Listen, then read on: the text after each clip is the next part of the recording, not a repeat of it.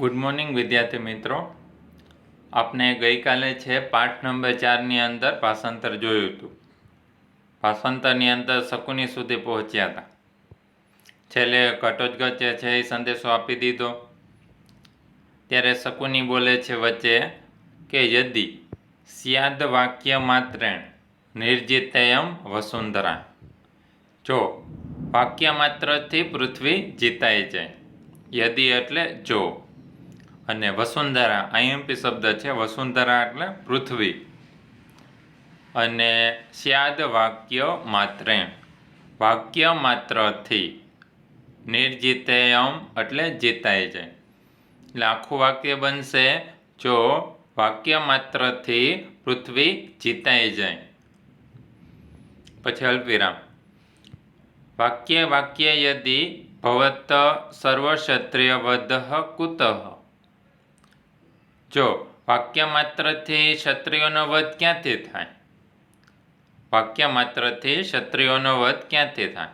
એટલે શકુની કહેવા માગે છે માત્ર વાક્ય બોલવાથી છે એ બધા ક્ષત્રિયો છે એનો નાશ નથી પામતો, તું માત્ર વાતો જ કરસ, એવું શકુની કહે છે. કોણ બોલે છે અને કોને કહે છે એ ખૂબ જ આઈએમપી છે. એવા પ્રશ્નો પણ પૂછાય કે શકુની વાક્ય કયું બોલ્યો તો યાદ રાખજો, એના ઓછા વાક્ય છે. યદિ એટલે જો, વાક્ય વાક્ય એટલે જો વાક્ય માત્રમાં, સર્વ એટલે બધા, ક્ષત્રિય વધ, કુતઃ એટલે ક્યાંથી. જો વાક્ય માત્રથી સર્વક્ષત્રિયોનો વધ ક્યાંથી? તો ઘટોત્કચ કહે છે શકુની એસ વ્યાહરતિ. શું આ શકુની બોલે છે? ઘટોત્કચ કહે છે સંધિ છૂટી પડે શકુની, ની પછી વિસર્ગ આવશે અને ર છે અહીંયા એ સહ, એ સ એટલે આ, શકુની એટલે શકુની, વ્યાહરતિ એટલે બોલે છે. શું આ શકુની બોલે છે? ભોહ શકુને, અરે શકુની, અક્ષાન વિમુચ્ય ભવ બાણ યોગ્ય, પાસા મૂકીને બાણથી લડવા યોગ્ય થા. ઘટોત્કચ કહે છે કે આ શકુને બોલે છે એ શોભા નથી દેતું, કારણ કે શકુનીને કહે છે તું પાસા મૂકી દે અને પહેલાં લડતા શીખી જા બાણથી. તારે પાસાની અંદર જ તારી કુશળતા છે, નહીં કે બાણની અંદર. એના માટે પહેલાં શીખી લે પછી તું વાત કર. એટલે આખું વાક્ય થશે આ શકુની બોલે છે, હે શકુની, અક્ષાન વિમુચ્ય, અક્ષાન એટલે પાસા, અક્ષાન એટલે પાસા, વિમુચ્ય એટલે છોડીને, પાસા છોડીને, બાણ યોગ્ય ભવ, બાણથી લડવા યોગ્ય થા. ત્યારે દુર્યોધન બોલે છે ભો ભો પ્રકૃતિગત, અરે અરે પ્રકૃતિ પર ગયો, અથવા પ્રકૃતિ એટલે મૂળ સ્વભાવ, અરે તું મૂળ સ્વભાવ પર ગયો. અરે ભો ભો એટલે અરે, પ્રકૃતિ એટલે મૂળ સ્વભાવ પર, ગત એટલે ગયો. ત્યારે દુર્યોધને કીધું તું મૂળ સ્વભાવ ઉપર ચાલ્યો ગયો, રાક્ષસ જેવી વાણી બોલસ, રાક્ષસનો દીકરો છો અને રાક્ષસ જેવી વાણી બોલસ, એવું દુર્યોધને અપમાનિત શબ્દ ઘટોત્કચને કીધા. વયમપી ખલુ રૌદ્રાહ રાક્ષસો ઉગ્ર સ્વભાવાહ, અમે પણ ખરેખર રૌદ્ર રાક્ષસો કરતાં ઉગ્ર સ્વભાવવાળા છીએ. ત્યારે દુર્યોધને કીધું અમે પણ શાંત બેસી એમ નથી, રાક્ષસો કરતાં પણ ઉગ્ર સ્વભાવ અમે ધરાવીએ છીએ. વયમપી એટલે અમે પણ, ખલુ એટલે ખરેખર, રૌદ્રા એટલે રુદ્ર, રૌદ્ર રાક્ષસો કરતાં પણ ઉગ્ર સ્વભાવવાળા છીએ. અમે પણ ખરેખર રૌદ્ર રાક્ષસ કરતાં ઉગ્ર સ્વભાવવાળા છીએ. ત્યારે ઘટોત્કચે કીધું શાંત પાપમ, શાંત પાપમ. તો જ્યારે કોઈ વ્યક્તિ વધારે પડતું બોલતો હોય ત્યારે આપણે ગુજરાતીની અંદર બોલતા આપણે અટકાવવા માટે કહીએ છીએ હવે બસ કરો, બોલવાનું બસ કરો. તો એનો મતલબ એ જ થશે શાંત પાપમ. શાંત પાપમ એટલે બોલવાનું બસ કરો. પણ તમારે ગુજરાત ભાષાંતરની અંદર એના એ જ લખવાનું, શાંત પાપમ. શાંત પાપમ એના એ જ લખવાનું. રાક્ષસેભ્યો અપી ભવત એવ ક્રૂરતરા. આપ રાક્ષસો કરતાં પણ ક્રૂર છો. કુતઃ એટલે કેમ કે. ત્યારે ઘટોત્કચે સરસ મજાની વાત રજૂ કરી કે તમે રાક્ષસો કરતાં પણ વધારે ક્રૂર છો. રાક્ષસો એવું કાર્ય ના કરે એવું કાર્ય તમે છે એ ભૂતકાળમાં કરેલું છે.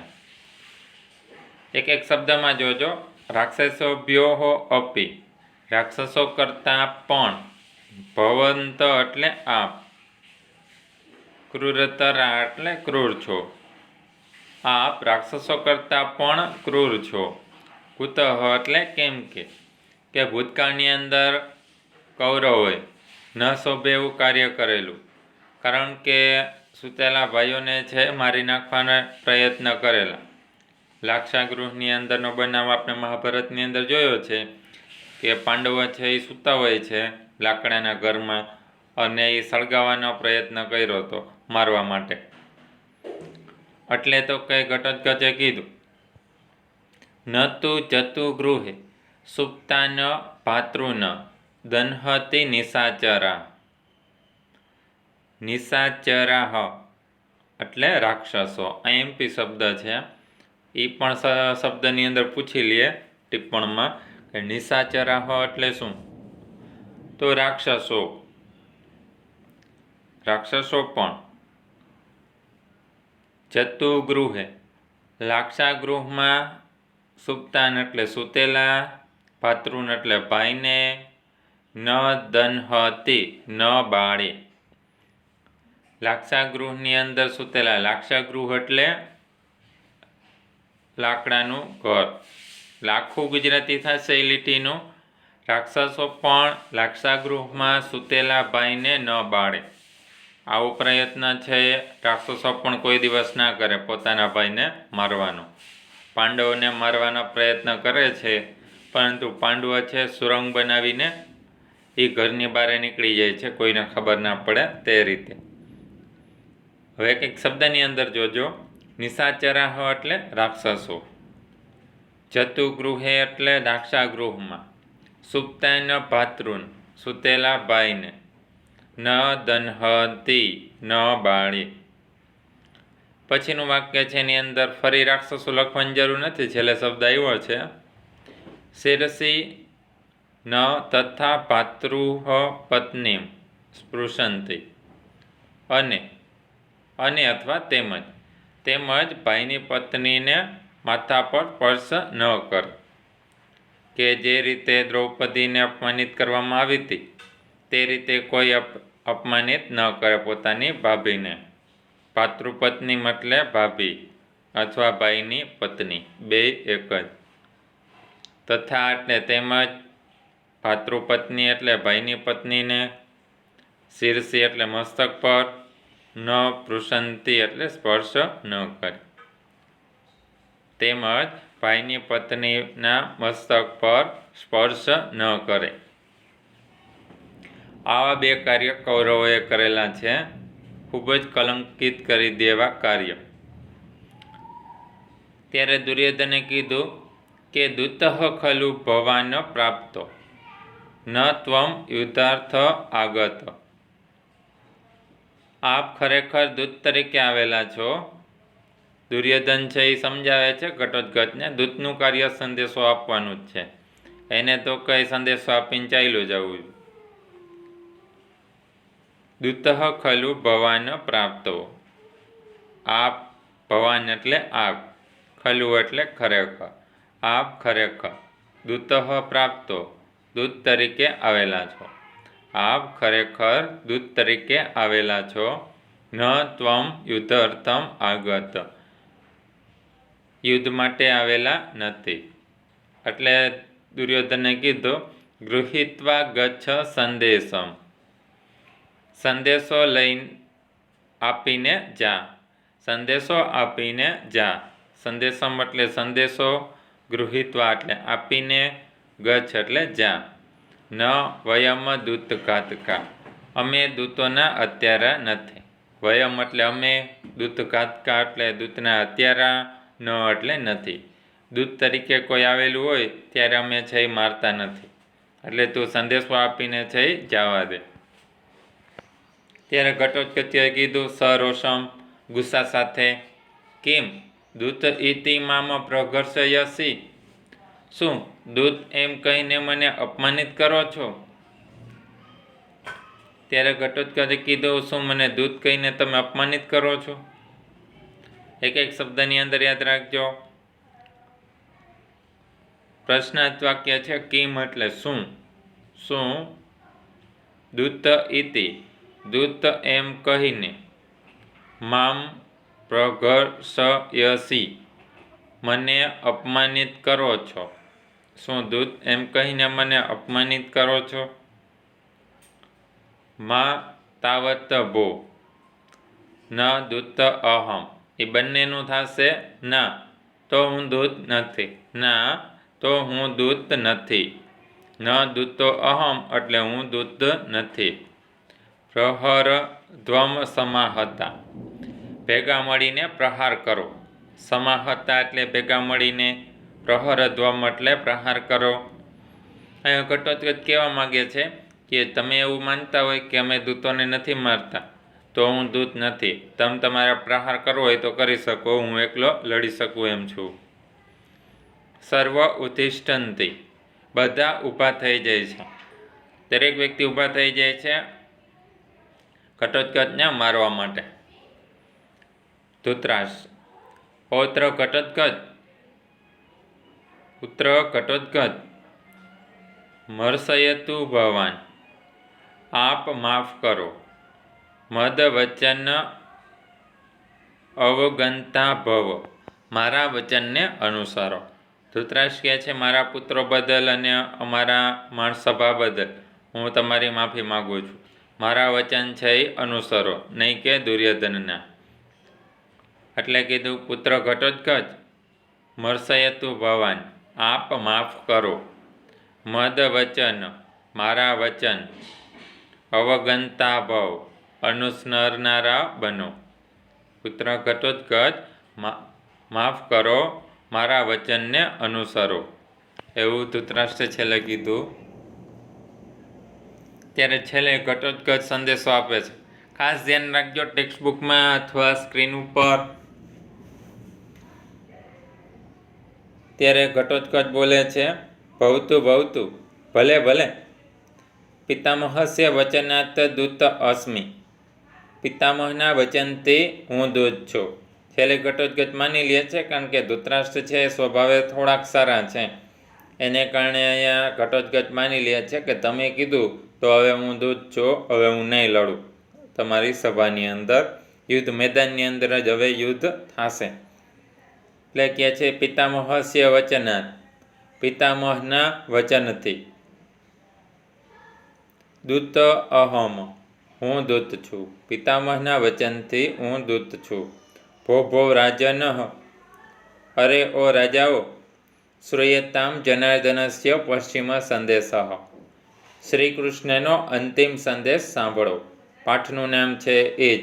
જનાર્દનસ્ય એટલે શ્રી કૃષ્ણનો, પશ્ચિમ એટલે અંતિમ, સંદેશ અને શ્રૂયતામ એટલે સાંભળો. છેલ્લે તો કઈ ઘટોત્કચે કીધું ભલે ભલે, પિતામહના વચનથી હું દૂત છું. અરે ઓ રાજાઓ, શ્રી કૃષ્ણનો અંતિમ સંદેશો સાંભળો. ત્યારે અંતિમ સંદેશાની અંદર ઘટોત્કચ કહે છે કૃષ્ણ ભગવાને આવું કીધેલું છે કૌરવો માટે, ધર્મમ સમાચર, ધર્મનું આચરણ કરો. ધર્મમ સમાચર એટલે ધર્મનું આચરણ કરો. તમારા ધર્મને છે એવું ઓળખો.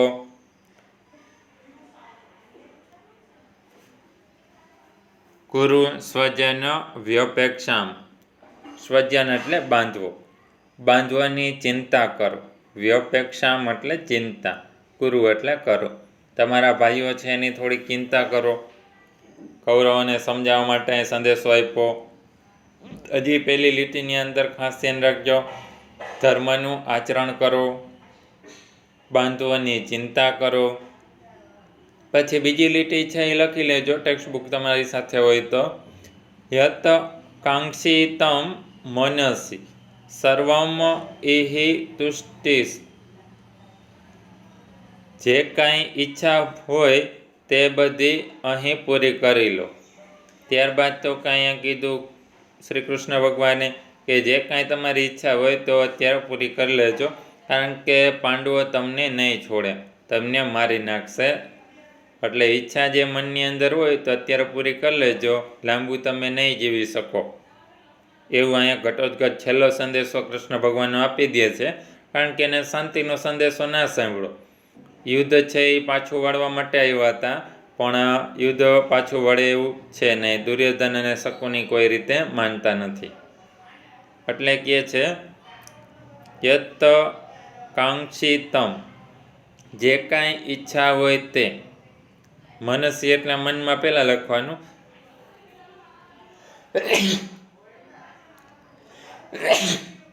જે કાંઈ મનની ઈચ્છા હોય, સર્વ એટલે બધી, અહીં પૂરી કરી લો. જે કાંઈ મનની ઈચ્છા હોય તે બધી અહીં પૂરી કરી લો. બીજું લીટી છે તેનું ભાષાંતર. પછી ત્રીજી અને ચોથીનું બેયનું ભેગું થશે. શરૂઆત કરવાનું છે છેલ્લા શબ્દથી. પાંડવ રૂપધારી. પાંડવ રૂપધારી યમરાજ. યમરાજ કોનું થશે? આઈએમપી શબ્દ છે. કૃતાંત એટલે શું? તો કે યમરાજ. પહેલાં છેલ્લા બે શબ્દ લઈ લેવાના. પાંડવ રૂપધારી યમરાજ. પાંડવને કેવા કીધા છે? યમરાજ કીધા છે, કારણ કે યમરાજ છે પ્રાણના દેવતા છે, દરેક વ્યક્તિના પ્રાણ લઈ લે છે. એ યમરાજના હાથમાં છે કોને કેટલું જીવાડવો. તો એ જ રીતે પાંડવ પણ યમરાજ જેવા જ છે, કારણ કે કૌરવને ક્યારે મારવાને એ નક્કી કરશે, એના પ્રાણ ક્યારે લેવા એ. એટલા માટે એને તો કે વિશેષણ વાપરીને કીધું પાંડવ રૂપધારી યમરાજ. જાત્ય ઉપદેશ એવ. હિતકારી ઉપદેશની માફક. હિતકારી ઉપદેશની માફક સૂર્યાશુભી એટલે સૂર્યના કિરણોની સાથે તમારા પ્રાણ લઈ લેશે. છેલ્લે ઘટોત્કચે સંદેશો આપ્યો કે તમારા માટે હિતકારી, જે સંસારના હિતકારી છે એ હિતકારી કાર્ય માટે છે તમારા પ્રાણ છે એ લઈ લેશે. એ પણ સૂર્યના કિરણો ઉગે એની સાથે જ. એટલે લાંબો સમય તમે જીવવા નહીં દે. લાંબો સમય છે પાંડવો કૌરવોને જીવવા નહીં દે, એવો સંદેશો પણ છેલ્લે પાઠવી દે છે. હજી છેલ્લી બે લીટીની અંદર ધ્યાન રાખજો ભાષાંતરમાં. પાંડવ રૂપધારી યમરાજ. હિતકારી ઉપદેશની માફક સૂર્યના કિરણોની સાથે તમારા પ્રાણ લઈ લેશે. અઘરું સેન્ટેન્સ છે, એક એક શબ્દમાં ધ્યાન રાખજો. પાંડવ રૂપધારી એટલે પાંડવનું રૂપ ધારણ કરીને. વૃત્તાંત એટલે યમરાજ.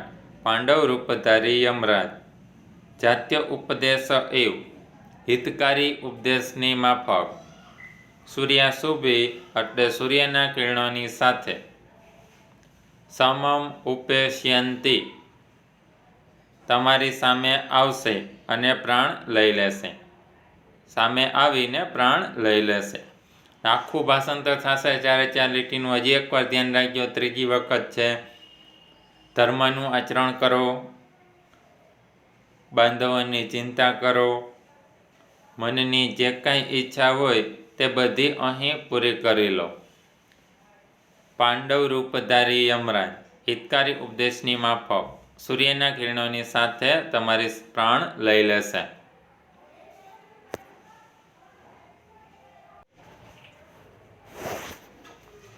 હવે ભાષાંતરવાદ તમારે CW બુકની અંદર સ્વાધ્યાયની અંદર આપેલા પ્રશ્નની અંદર પહેલો પ્રશ્ન વિકલ્પવાળા પ્રશ્ન છે, એના વિકલ્પ નથી લખવાના પણ આન્સર જ લખવાનો છે. ત્યારબાદ બીજો પ્રશ્ન, પછી ત્રીજો અને ચોથો નથી લખવાનો, વ્યાકરણનો છે એ. ત્રીજો, ચોથો ને પાંચમો નહીં. અને છઠ્ઠો પ્રશ્ન વાક્ય છે એ લખવાનું છે. ત્યારબાદ 7મો પ્રશ્ન નહીં, 8મો નહીં, 9મો પણ નહીં અને 10મો ને 11મો લખવાનો. 10મો પ્રશ્ન અને 11મો પ્રશ્ન.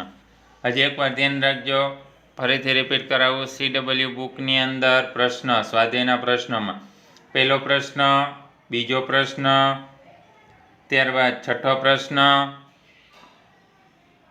અને 10મો પ્રશ્ન અને 11મો પ્રશ્ન. આટલા પ્રશ્ન તમારે લખવાના છે. અને ભાષાંતર પહેલાં લખવાનું છે અનુવાદ ડાયરેક્ટ ગુજરાતીમાં. અને બાકીના અત્યારે મેં પ્રશ્ન ટીક કરાવ્યા તે પ્રશ્ન લખવાના. અને ભાષાંતર પહેલાં સરખું 2 વખત છે એ રિપીટ કરજો, ત્યારબાદ છે એ પ્રશ્ન લખજો.